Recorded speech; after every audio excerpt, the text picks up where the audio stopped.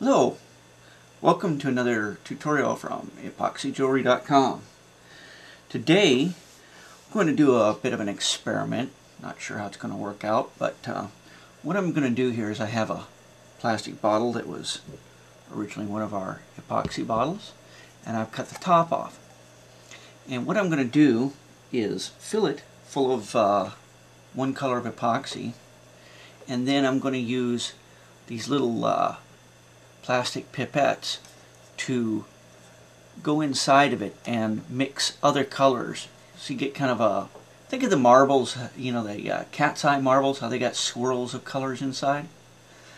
This is kind of an ambitious project, but I think it'll work out. What I'm going to do is fill this and then put the different colors on the inside. And then when it cures, we're going to pull it out and slice it into thin sections, polish them up, and what I should end up with is a round disc, the diameter of this, with lots of different colors on the inside of it that you can then drill a hole in and make a necklace out of, or earrings, or whatever you want to do, a button that you can wear on your shirt, or anything.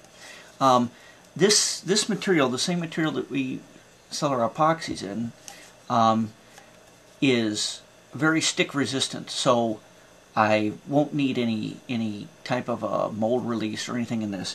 Now what I probably will end up doing though when I get done is destroying this by either poking a hole in the end and pushing the tube out, or I might even have to slit it and pull it apart. I'm not sure, but we'll get to that then.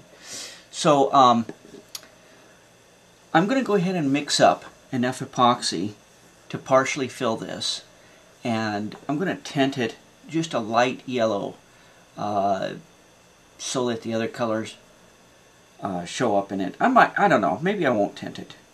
You know what, I won't on this version. I'll just leave it clear, and then we'll go from there. Since I already have videos showing how to mix and pour the epoxies and all of that, I'm going to skip that part in this video, so you can watch other videos on how to mix and color epoxy. So I'm going to pause this and I'll be right back. Okay, what I've done here now is I've filled this about half full. I maybe should have put more in it, but for this experiment it'll be fine. And then I've got one epoxy all completely made up here that's blue, one red. The blue is translucent, the red is translucent, and then I made an opaque white. And what we're going to do, don't know if this is going to work, I've never done this before exactly like this, but I'm going to take these pipettes, you squeeze them, put them in the epoxy, and it draws the epoxy up inside it, see? And what we're going to do is push it down in the epoxy, make some swirls and stuff as I wring it out. I'm going to do it again. This one I think I'll bring straight out.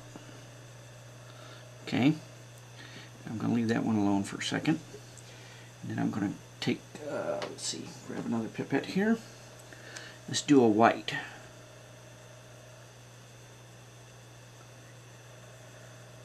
Put this one like towards the side, towards the edge there.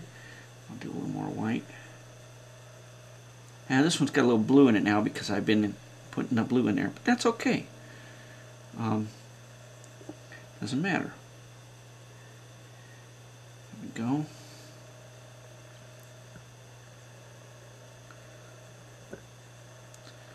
Okay.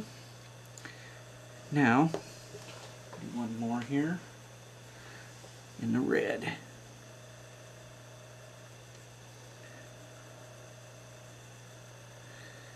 Kind of give that one a little twist as I pull it out.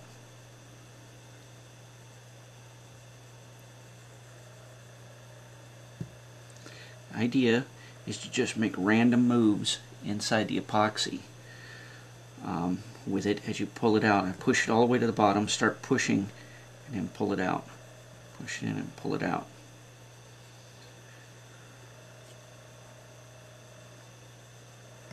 Now, what I can do here too is, since I have a lot of epoxy left and I want to put more in, I'm going to go ahead and make some opaque red, kind of a pinkish red, by mixing that in real quick, like that.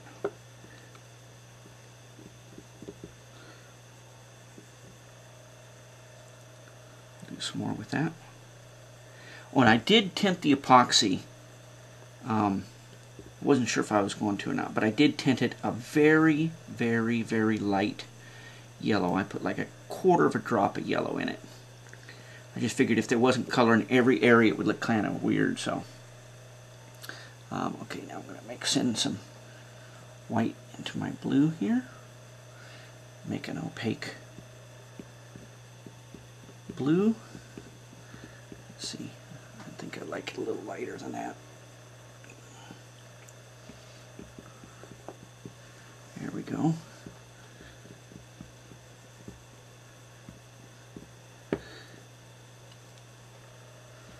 Again, squeeze the bulb.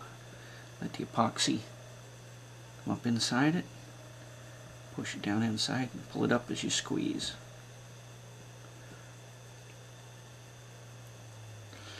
Push it down inside and pull up as you squeeze. Now I'm going to, that time I did a little swirl action to it too. I'll do it as again, go right up to the side and swirl it as I come up. Okay, now as you can see, I'm getting this all over the place. That's okay, because I put down wax paper first, and that's always recommended. And what I'm going to do, I've got some leftover epoxies here. I'm not going to waste them, so I'm going to pour them in there.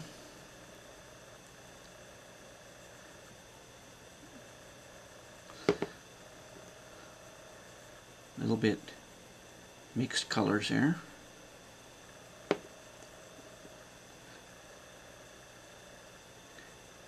That might look kind of muddy looking when it's done, but we don't have to use the whole thing.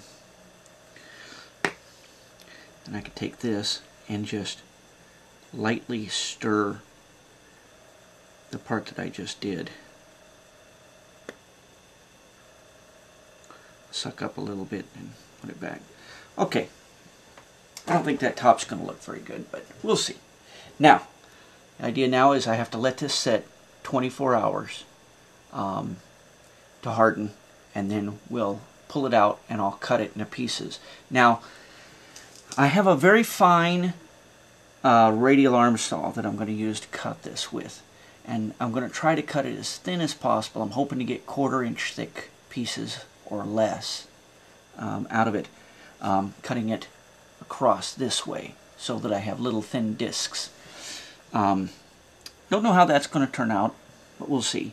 If you don't have a radial arm saw like that, you could always make up a bunch of these and take them to anybody that's a carpenter or a woodworker that has a really fine tooth blade, and they'll be able to cut it for you. So that's going to be it for now. I'll pause this and then I'll come back when that's good and hard and continue.